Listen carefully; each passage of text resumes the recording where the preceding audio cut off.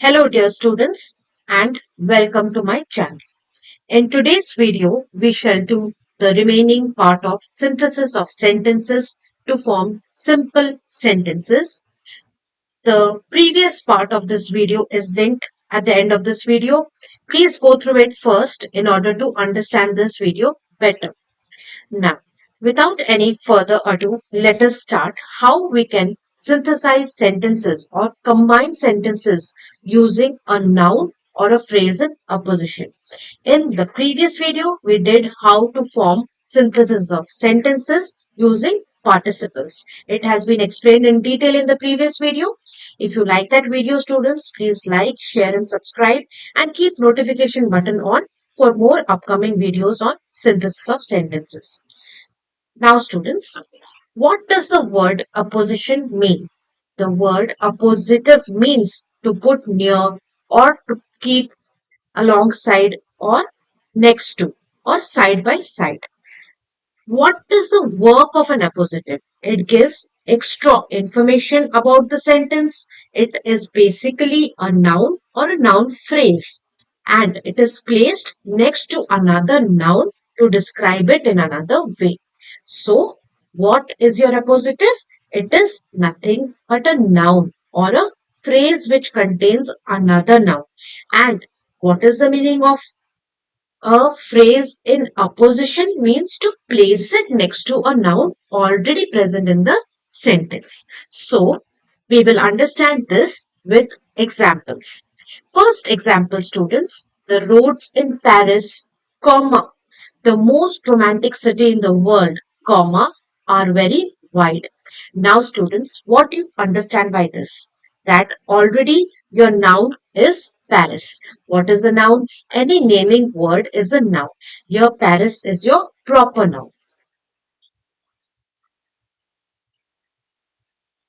Now, after Paris, there is a comma and there is a phrase, the most romantic city in the world. Now, the most romantic city in the world is a noun phrase because it has the noun city in it. Now, this noun phrase is being placed next to the main noun in your sentence, which is Paris. So, the most romantic city in the world is a noun phrase which is in apposition. That means it is giving extra information about whom? It is giving us extra information about the noun already present in the sentence, which is Paris. And where is it placed, students? It is just placed next to the main noun, Paris. Now, here the noun phrase, the most romantic city in the world, is an appositive placed next to the noun Paris to describe it.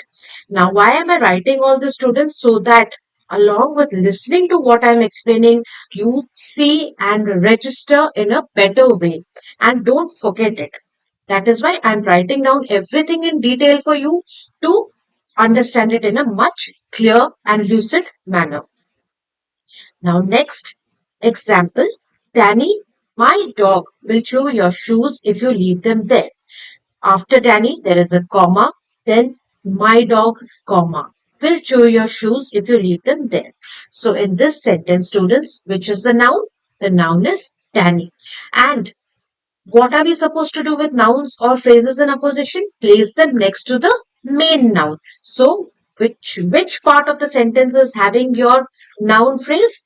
My dog. Because we are talking or giving extra information about whom? About the noun already present.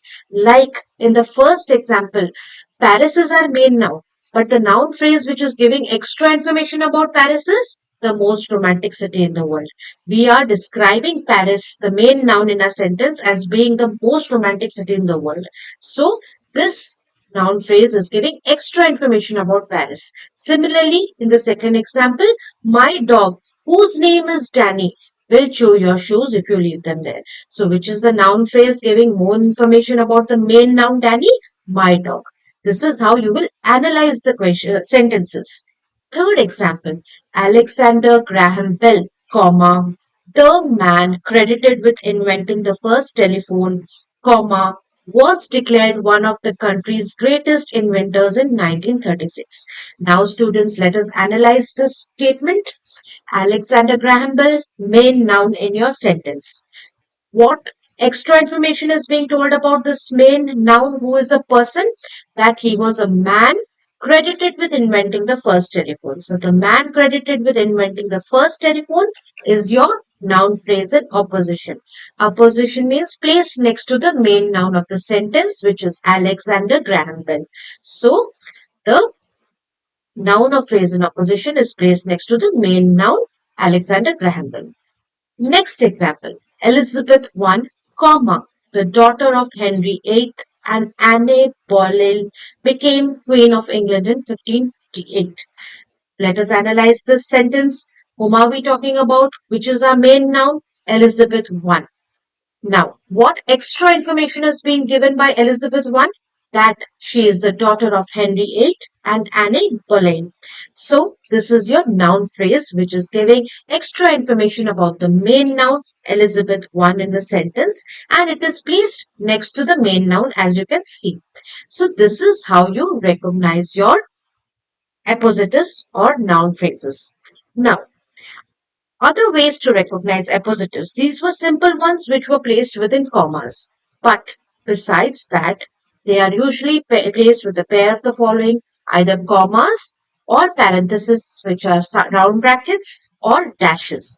Now, example of commas, it's raining. So let's grab our raincoats. Parentheses are nothing but round brackets. Like there will be sentences given to you. She always brings her dog within round brackets, the big one that barks at me. Now, this phrase is describing the dog. So, we can recognize that the big one that barks at me, this phrase is your appositive. Okay, because it is placed within parentheses, placed next to the main noun dog, and is also giving us extra information about the dog. How is the dog? It is the big one that barks at me. Now, it can also be placed, what? The appositives can be placed between dashes with after a dash. The house rules are simple. Dash. Leave your shoes outside. So what is the simple rule of the house? That you have to leave your shoes outside. So leave your shoes outside is the appositive which is placed after the dash. So these are ways also of recognizing appositives in a sentence. Now let us do an exercise on appositives. Tommy is my faithful dog. I love him. Now, which is the main noun? Dog. Now, what are we talking about the dog? That the dog is faithful. I love him. Now, since we are doing synthesis of sentences, that means we are combining two simple sentences to form another simple sentence.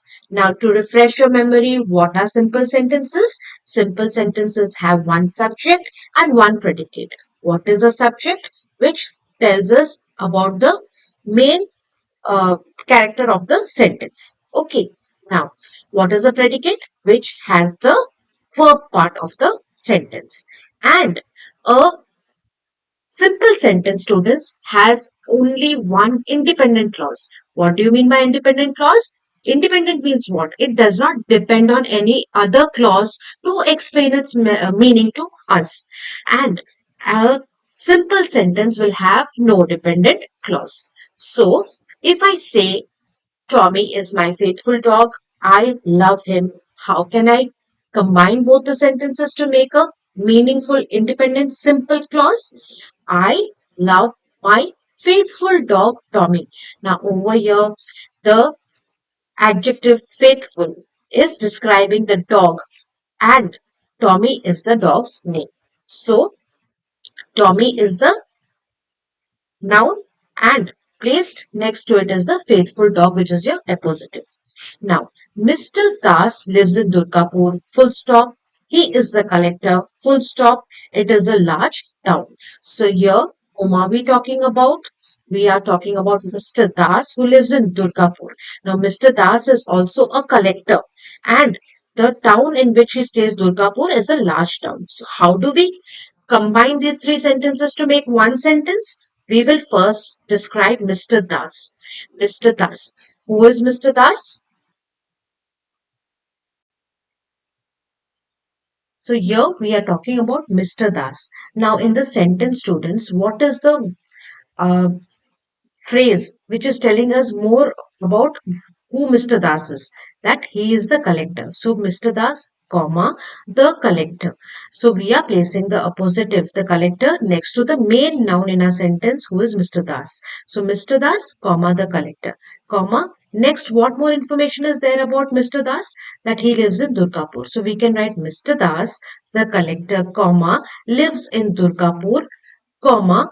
What more information do we have about Durgapur, which is also a noun? That it is a large town. So Durgapur, comma, a large town. So this is how you will place your noun phrases or nouns in apposition. You will identify the main nouns in the sentence and then place the additional information about them just next to it. Third, we saw the painting. It is a very fine piece of work. Now, what are we talking about? What is the main subject in our sentence? Painting. Now, what extra information do we have about the painting? We have the information that the painting in our sentence is a very fine piece of work. So what can we write? We will write, we saw the painting, comma, a very fine piece of work. Why have we written like this? Because we are placing the extra information given to us about the painting as a noun phrase in appositive just next to the main noun painting. His uncle was a millionaire. He sent him to London for his education.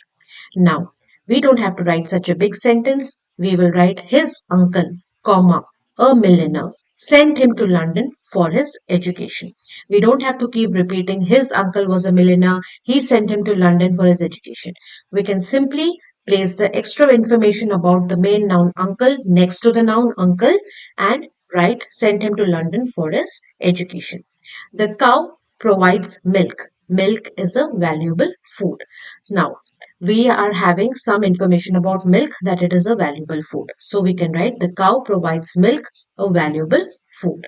So with this, students, we have discussed how to form simple sentences or how to combine or synthesize two or more sentences to form a simple sentence using noun phrases in opposition. So in the next video, we shall learn how to synthesize or combine sentences to form a simple sentence using a preposition with a noun or a gerund. If you like my channel, students, please like, share and subscribe. Keep notification button on for more notifications so that when I post a new video, you get information about it and can study from it. Thank you, students, and all the best.